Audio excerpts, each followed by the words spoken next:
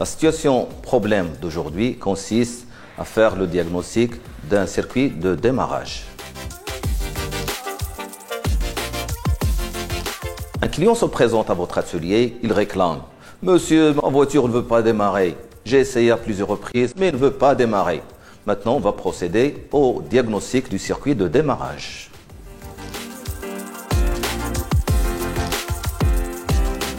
Le circuit de démarrage dont on va parler aujourd'hui, c'est un circuit de démarrage classique.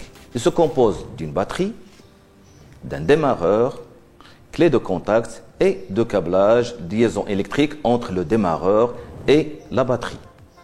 Après avoir procédé au diagnostic du circuit de démarrage, on a trouvé que la batterie est en bon état. L'alimentation, elle arrive au démarreur, mais le démarreur ne tourne pas.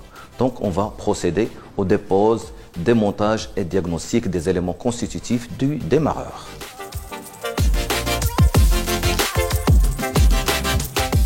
Le démarreur se compose des éléments suivants.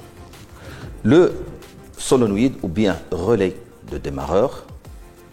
La partie inférieure se compose d'un stator, d'un rotor ou bien induit. Il a deux noms, on peut l'appeler rotor ou bien induit. D'un lanceur. Le lanceur se compose d'un pignon et de la roue libre.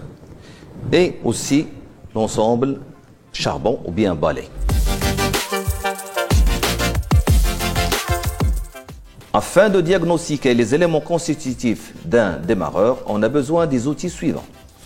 Le pied à coulisse, le multimètre et le grognard avec son réglet flexible. Avant de commencer au diagnostic des éléments constitutifs d'un démarreur, on doit tout d'abord contrôler notre outil de diagnostic qui est le multimètre. Donc on va le mettre en marche, faire la liaison entre les deux contacts pour voir s'il y a une continuité entre les fils ou pas. Et après, on commence le diagnostic.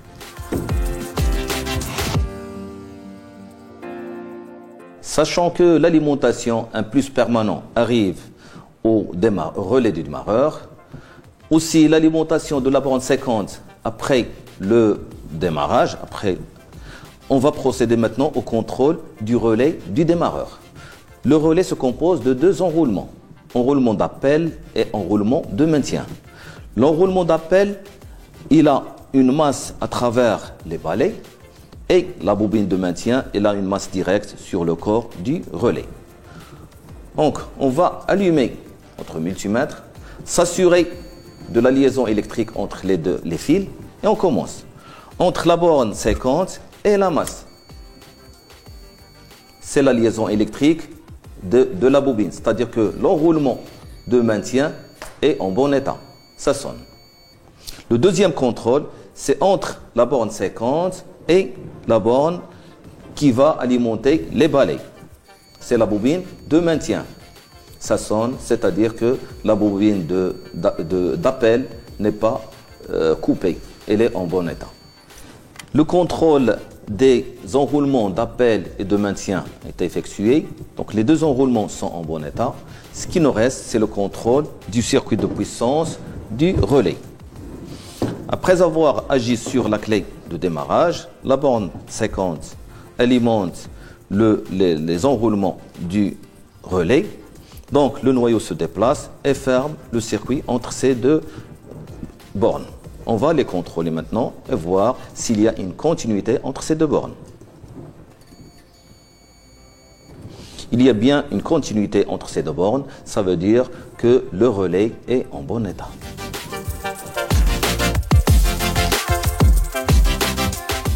Alors pour procéder au contrôle du rotor, ou bien induit, il y a deux contrôles essentiels. C'est la continuité et la mise à la masse. C'est la continuité entre les bobines qui sont liées entre elles et la mise à la masse entre les bobines et la masse. Donc le premier contrôle, on allume le multimètre, le contrôler, s'assurer que le bip sonore existe et on commence au contrôle. Donc on repère le premier collecteur avec un stylo ou bien la craie et on commence. Continuité, continuité, continuité et faire le tour de tous les collecteurs. Si on arrive ici, on continue. Ça, c'est le premier contrôle qu'on appelle la continuité des enroulements ou bien de la bobine, des bobines du rotor. Le deuxième contrôle, c'est la mise à la masse. On peut l'appeler mise à la masse, isolement ou bien court-circuit. Donc, on ne doit pas avoir un bip sonore entre le collecteur et la masse. S'il y a un bip sonore, c'est-à-dire que l'enroulement est en court-circuit, est grillé. Donc, notre rotor est en bon état. Ça, c'est le premier contrôle par l'outil qui est le multimètre. On peut faire ce contrôle à l'aide du grognard. Le grognard, on va mettre le rotor entre les cales en V, mettre en marche le grognard, mettre notre réglet flexible sur le rotor et le faire tourner. S'il y a une vibration au niveau du réglet, c'est-à-dire qu'il y a un court-circuit. On vient de contrôler le rotor à l'aide du multimètre, il est en bon état, c'est-à-dire qu'on ne va pas trouver la vibration entre le réglet et le rotor. Donc notre rotor, il est en bon état. Maintenant, on va procéder au contrôle du lanceur. Le lanceur se compose de deux éléments essentiels, le pignon et la roue libre. Le contrôle du pignon, c'est un contrôle visuel. On voit, on essaie de le contrôler, voir s'il est usé contre le volant moteur. Par contre, la roue libre, on la contrôle en faisant tourner le pignon dans un sens. Il doit être libre dans un sens et bloquant dans le sens opposé. Puisque le pignon tourne librement dans un sens et il se bloque dans le sens opposé, la conclusion, c'est que la roue libre est en bon état.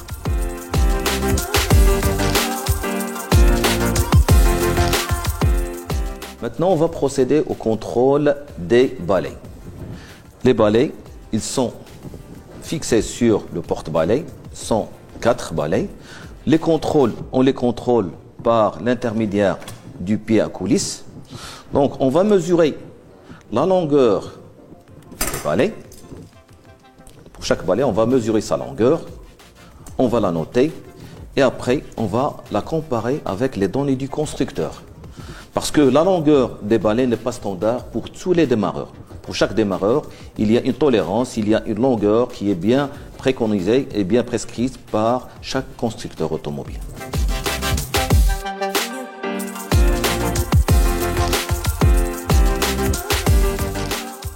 Maintenant, il nous reste à contrôler le stator du démarreur. Le stator il se compose d'une bobine, des masses polaires et de carcasses. Donc on va contrôler maintenant la bobine. Les contrôles, ce sont deux contrôles. La continuité de la bobine et la mise à la masse. La continuité, voir s'il est coupé ou pas. Et la mise à la masse, s'il est grillé et si elle touche la masse ou pas. Donc on utilise le multimètre. On allume le multimètre, le contrôler, voir s'il y a une liaison électrique entre les fils et commencer au contrôle. Les extrémités de la bobine, ça donne une bonne continuité. C'est-à-dire que la bobine n'est pas coupée, il y a une bonne continuité. Écoutez le système sonore. Le deuxième contrôle, c'est la mise à la masse. C'est entre la masse de la carcasse et l'extrémité de la bobine. Donc, entre ces deux éléments, il nous donne une liaison électrique. C'est-à-dire qu'il y a un bip sonore, c'est-à-dire qu'il touche la masse. Donc, résultat final, le stator, la bobine du stator est défectueuse. On ne doit pas faire le rebobinage, mais on doit changer le stator entièrement. Le rebobinage est strictement interdit. Ça ne donne pas de bons résultats. Après diagnostic de tous les éléments du démarreur, comme vous avez vu, on a constaté qu'il y a une seule erreur, un seul problème, c'est que la bobine du stator est grillée.